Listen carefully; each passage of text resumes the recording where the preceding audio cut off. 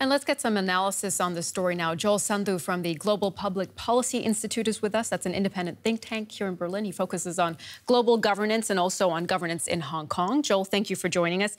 We mentioned that these mass protests that we're seeing on the streets of Hong Kong are taking place on the same day of the anniversary of Hong Kong's reunification with China. How significant is that? I think it's tremendously significant. If we've looked back in the past couple of decades since Hong Kong has been returned to China, there has always been these protests on come July 1st, but this is perhaps one of the biggest ones I recall in all the years that I've lived in Hong Kong. And I think this is happening on the back of the extradition bill, which has really angered a lot of people in Hong Kong, and this is a manifestation of that, and it coincides with the 1st of July return anniversary. This extradition bill has been hugely controversial. This is why we've seen these protests, and the momentum is pretty impressive. Can Carrie Lam push ahead with this bill? Well, Carrie Lam has come out and said, she's apologized. She's said, she's missed reading the sentiments in Hong Kong. And she's already said she's not going to push this through anymore, at least not on her watch, until 2022. What role does China play in all of this? We know that China obviously does not approve of these protests. What role do you think Beijing is playing here?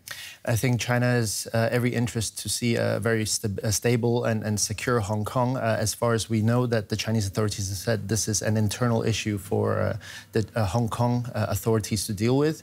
They obviously are not supportive of riots and mobs in Hong Kong. But the interesting thing is also there's very little mention of the protests in China. There's, as far as we know, the mention of Hong Kong has been removed from social media. There's very little coverage, if at all, in mainland China about what's happening in Hong Kong. But what is more important, a stable and secure Hong Kong, as you said, to Beijing, or quelling these protests? I think both. I think both. It's in China's interest to have a safe and secure Hong Kong because, after all, it is part of Chinese territory. And I think, if anything, it's onto the Hong Kong government and political leaders to become more sensitive and listen to what Hong Kong people have to say and listen to their concerns. And I think that's where they've dropped the ball.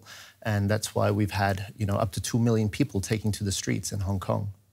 Given that context that you've just shared with us, where do you see things going from here? What does this mean for Hong Kong's future? That's a million-dollar question. I think the most important thing is to find a more inclusive way to bring this forward. I think it's not just the extradition bill, but there are other symptoms behind. There's huge housing issues in Hong Kong. There's the issue of the youth feeling like they're not being, they don't have a future.